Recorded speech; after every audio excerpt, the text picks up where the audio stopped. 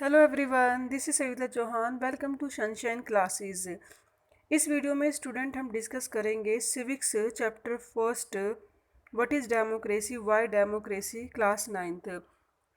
आज का हमारा टॉपिक है arguments in favour of democracy. Previous video में स्टूडेंट हम डिस्कस कर चुके हैं define of democracy and features of democracy, जो कि बहुत ही ज़्यादा इंपॉर्टेंट क्वेश्चंस हैं। पर्सपेक्टिव ऑफ योर एग्ज़ाम, आप एग्ज़ाम में आ सकते हैं। आज के टॉपिक में हम देखने वाले हैं कि किस तरीके से जो डेमोक्रेसी है उसके फेवर में अगर हम बात करें, अगर डेमोक्रेसी है किसी भी कंट्री में वर्ल्ड वाइड अगर हम देखें तो उसके क्या क्या फ़ायदे हैं, तो उसके फेवर में अगर हम बात करेंगे तो क्वेश्चंस आपसे ऐसे भी पूछा जा सकता है, what are the merits of democratic arguments और are favour of democracy. A democracy government is a better government because it is a more accountable form of government। अब इस क्वेश्चन में ये बोला हुआ है कि कोई भी गवर्नमेंट है, डेमोक्रेटिक गवर्नमेंट है, वो बेटर है। क्यों बेटर है? क्योंकि वो अकाउंटेबल है, जवाबदेही है, क्योंकि वो जनता ने उसको चुना है तो जनता को जवाब देने के लिए जिम्मेदार है। एग्जाम्पल में हम देखते हैं कि कंट्री के अंदर कोई भी अगर इशू होता है, प्रॉब्लम होती है, तो हम किसको जिम्मेदार ठहराते हैं? गवर्नमेंट को। क्यों? क्योंकि हमने उनको चुना है, रिप्रेजेंटेटिव हैं वो हमारी कंट्री के। तो फॉर्म ऑफ गवर्नमेंट में इसीलिए बोला है कि जो सबसे बेस्ट गवर्नमेंट कौन सी है? Democracy government. लाइक हम एग्जाम्पल ले लेते हैं, जैसे कि मानो फ्लड आ गया, ठीक है। अब उससे होने वाले जो बहुत ज़्यादा प्रॉब्लम हो जाती है, बहुत सारे लोग जो होते हैं उनको नीड्स होती है, उन्हें बहुत सारी चीज़ों की ज़रूरत होती है, हेल्पलेस हो जाते हैं उस टाइम पे, तो उसकी हेल्प कौन करेगा? गवर्नमेंट करेगी। बट अगर ऐसा डिक्टेटरशिप है, वहाँ पे गवर्नमेंट या मोनार्की है, तो वो अकाउंटेबल नहीं होती है इन चीज़ों के लिए, यानी ना तो वो जवाबदेही है जनता की ज़रूरत के लिए, नीड्स के लिए, और ना ही वो उनको आंसर करने के लिए रिस्पॉन्सिबल है। बट अगर डेमोक्रेटिक गवर्नमेंट है तो वो अपनी जनता को क्या करेगी? केयर करेगी, और केयर के साथ साथ रिस्पॉन्सिबल भी है कि वो उसको आंसर दे कि अगर कोई भी कंट्री में प्रॉब्लम आती है और अगर वो उसको मैनेज नहीं कर रहे हैं तो हम उनसे क्वेश्चन पूछ सकते हैं। इसीलिए हम उसको बेटर गवर्नमेंट कहते हैं। अब बोलते हैं कि भाई चलो, democracy improve the quality of decision making. कैसे? सीधी सी बात है, आपने देखा होगा डेमोक्रेसी के अंदर किसी भी इश्यूज़ पे जिस पे लॉ या पॉलिसीज़ बननी होती हैं, तो मैंने अलग अलग डिपार्टमेंट से उसको पास होना पड़ता है। बहुत सारे जो मेंबर ऑफ पार्लियामेंट है या मेंबर ऑफ लेजिस्लेटिव असेंबलीज़ हैं, जब वहाँ पे लॉ बनेगा तो वो सारे के सारे डिस्कस करेंगे। तो उस डिस्कस करने से क्या होता है? एक क्वालिटी आ जाती है डिसीज़न में। कैसे? जैसे कि एग्जांपल लें, कोई भी चीज़ आप सोच रहे हैं, एज आप स्टूडेंट हैं और आप कोई डिसीज़न ले रहे हैं कि भाई मुझे ये बहुत ज़्यादा बेस्ट है मेरे लिए, मुझे ये काम करना है, तो आप अगर अपने डिस्कस करते हैं फैमिली में, ठीक है, आप फैमिली में डिस्कस करेंगे तो फैमिली के जो आपका आइडिया है उसके साथ वो क्या कर देते हैं उसको, जब आप डिस्कस करते हो तो एक क्वालिटी मेकिंग डिसीजन निकलता है, क्योंकि उनका एक्सपीरियंस, उनका आइडिया भी आपके साथ क्या हो जाता है? जुड़ जाता है। तो उसका बेनिफिट भी आपको मिल जाता है कि अगर आप कोई काम कर रहे हो तो उसके प्रॉफिट और जो लॉस हैं वो क्या हो जाते हैं, वो फैमिली आपको बता सकती है कि आपको ये करना चाहिए, नहीं करना चाहिए।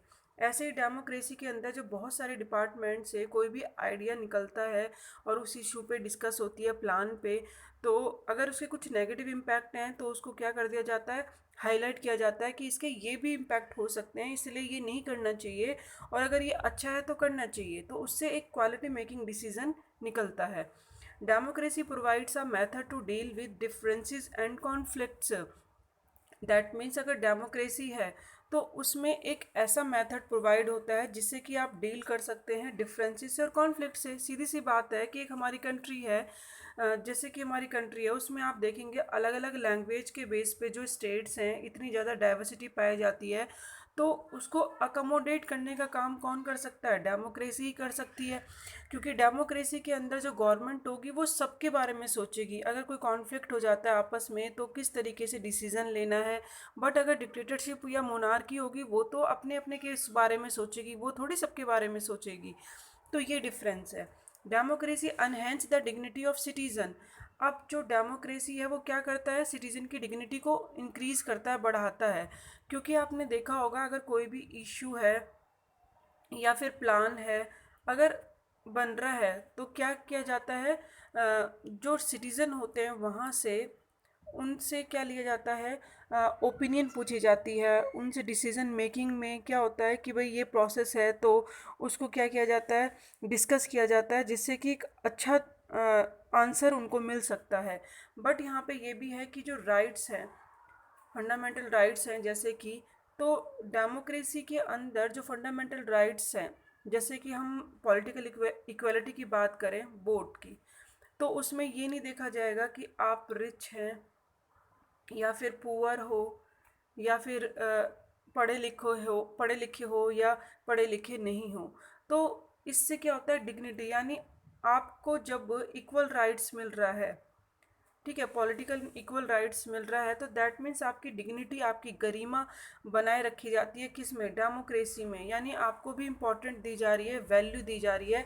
एग्जाम्पल है वोट, क्योंकि वो अठारह से ऊपर वाले जितने भी लोग हैं सबको वोट डालने का राइट है, चाहे वो एज कोई भी सॉरी जेंडर या फिर कास्ट या रिलीजन मैटर नहीं करता।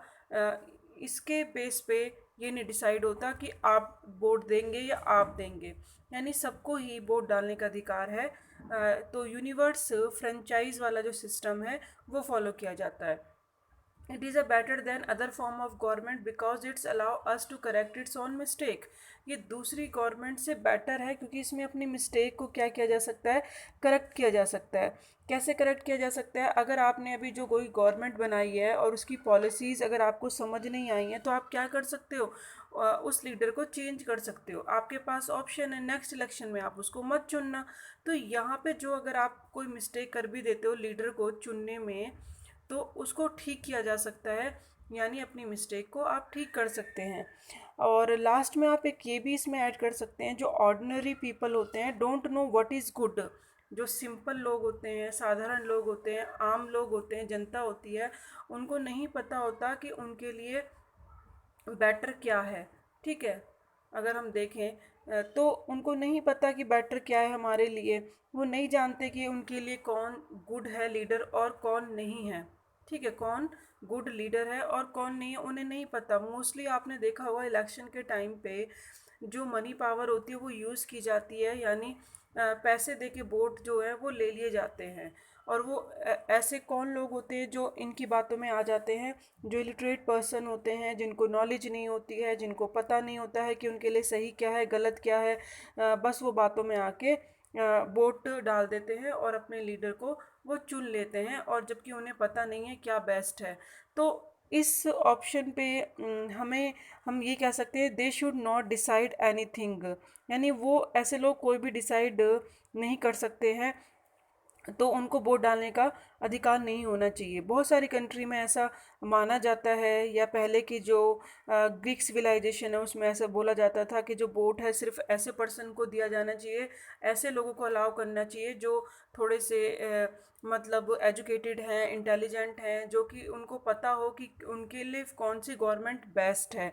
तो इस टाइप में अगर हम देखें, ऑर्डिनरी पीपल डोंट नो, यानी साधारण लोग नहीं जानते हैं, तो उनको वोट डालने का अधिकार नहीं होना चाहिए। ठीक है, तो लेकिन हमारी जो ये डेमोक्रेसी कंट्री है उसमें ऐसा ऑप्शन नहीं है। उसमें सभी को वोट डालने का अधिकार है, और सभी को अगर कोई मिस्टेक करते हैं तो उसे करेक्ट करने का भी अधिकार है, कि उनसे अगर कोई लीडर चुना गया है तो वो उसको चेंज कर सकते हैं। ठीक है, क्योंकि ऑर्डिनरी पीपल तो मोस्टली क्या होता है, वो बातों में आ ही जाते हैं तो उनको नहीं पता। तो मोस्टली बहुत सारी जगह पे ऐसा सोचा जाता है कि they should not decide anything, वो नहीं डिसाइड कर सकते, उन्हें वोट डालने का अधिकार नहीं होना चाहिए। तो यहाँ पे वही वाली सिचुएशन है कि आप करेक्ट कर सकते हैं फॉर्म ऑफ गवर्नमेंट बनाने के लिए, कि ऐसा नहीं है कि अगर आपसे मिस्टेक हो गई है तो उसको करेक्ट ना किया जाए, नेक्स्ट टाइम पे अपने लीडर को आप ध्यान से चुन सकते हैं। अब देखेंगे अगेंस्ट। अभी तो हमने देखा था कि भाई डेमोक्रेसी के फेवर में हमने देखी थी कौन कौन सी बातें हैं, और ये चारों ही ये पॉइंट जो हैं स्टूडेंट, ये बहुत इंपॉर्टेंट पॉइंट है। एक एक पॉइंट से क्वेश्चंस बन के आता है, कैसे वो अभी डिस्कस करेंगे हम। जैसे democracy improve the quality of decision, या फिर डिफरेंसेस एंड कॉन्फ्लिक्ट्स या डिग्निटी ऑफ सिटीज़न, ये बहुत इंपॉर्टेंट क्वेश्चन है। इनमें से कोई भी एक क्वेश्चन बन जाता है और ये करेक्ट इट्स ओन मिस्टेक। इन सब से भी हम क्वेश्चन की प्रैक्टिस करेंगे, डिफरेंट डिफरेंट क्वेश्चन देखेंगे और आंसर देखेंगे किस तरीके से आप डिस्क्राइब करोगे।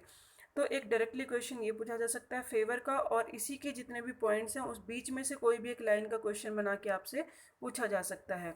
नेक्स्ट हम देखेंगे अगेंस्ट ऑफ डेमोक्रेसी में कौन कौन सी ऐसी बातें हैं जो कमी है उसके अंदर, ड्रॉबैक्स हैं, तो वो भी हम डिस्कस कर लेंगे। जैसे कि हमने देखा है कि जो लीडर्स होते हैं keep changing in a democracy, वो चेंज होते रहते हैं, जिसकी वजह से क्या होता है, इनस्टेबिलिटी बनी रहती है। यानी आज कोई लीडर है तो वो कल क्या हो जाएगा, नहीं होगा, चेंज हो जाएगा। यानी जो उसने प्लान बनाया होगा या पॉलिसी बनाई होगी करने के लिए, तो वो नहीं कर पाएगा। तो कई बार हमें उसके बहुत ज़्यादा बैड इफ़ेक्ट भी देखने को मिलते हैं, क्योंकि इनस्टेबिलिटी देखने को मिलती है in sense of leader. Democracy is all about political competition and power play.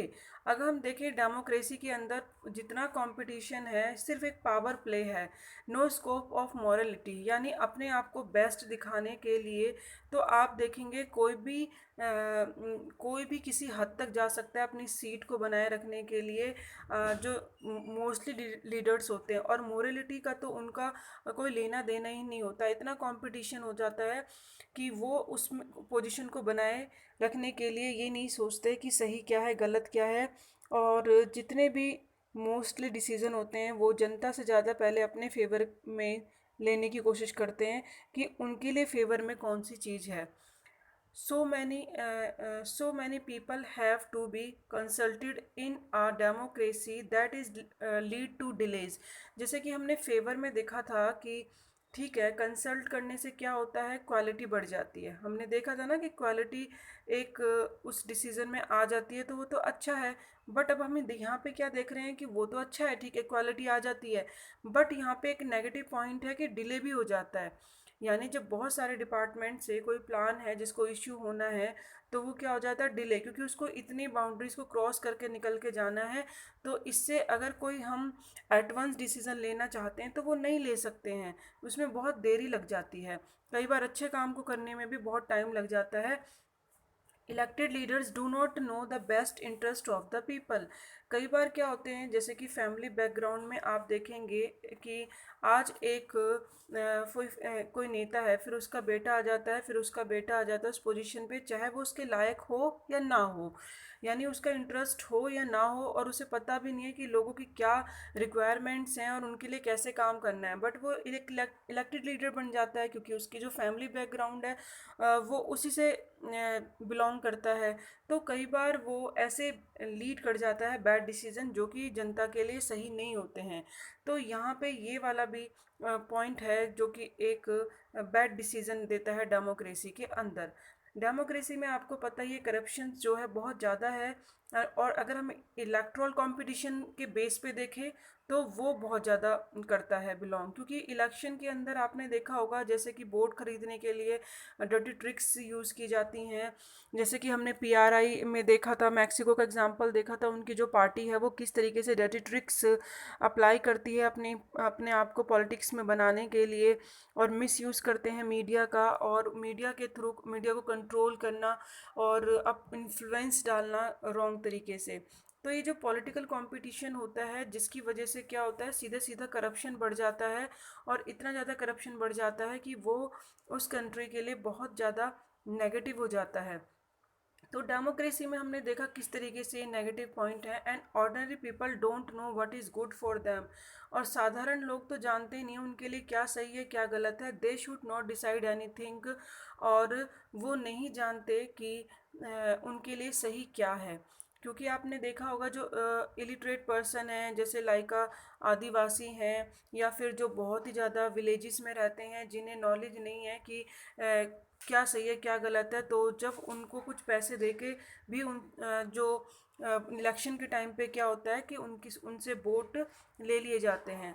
अब जब वोट वो दे देते हैं मनी के बेस पे कि भाई ठीक है हमें तो पैसे मिल गए हैं तो यही वोट दे दो, उनको बस इतना पता होता है। तो इस चीज़ का भी बहुत नेगेटिव है। और ये भी है कि भाई they should not decide anything, वो कुछ भी डिसाइड नहीं कर सकते हैं, नहीं होता है। तो ये बड़ा नेगेटिव है। ठीक है, वो वोट डाल देते हैं जिसको मन चाहे लगता है, बट उनको एक्चुअली में वो डिसाइड नहीं, उनको नहीं डिसाइड करना चाहिए, ऐसा मतलब बोला गया है डेमोक्रेसी के अंदर कि जो ऐसे ऑर्डिनरी पीपल है जब वो जानते नहीं है तो उनको ऐसा डिसीजन डिसाइड नहीं करना चाहिए।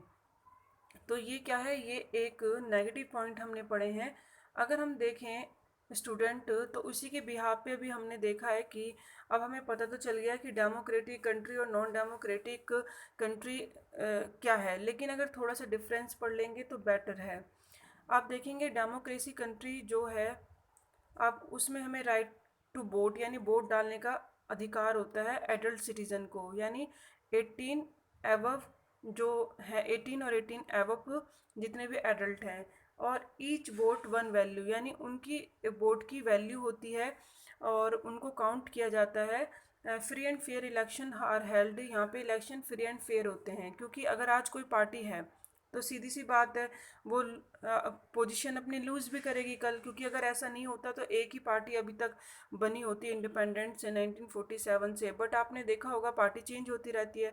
इसका मतलब कि कितना भी कंपटीशन हो, करप्शन हो, कहीं ना कहीं फ्री एंड फेयर इलेक्शन तो हो ही रहे हैं।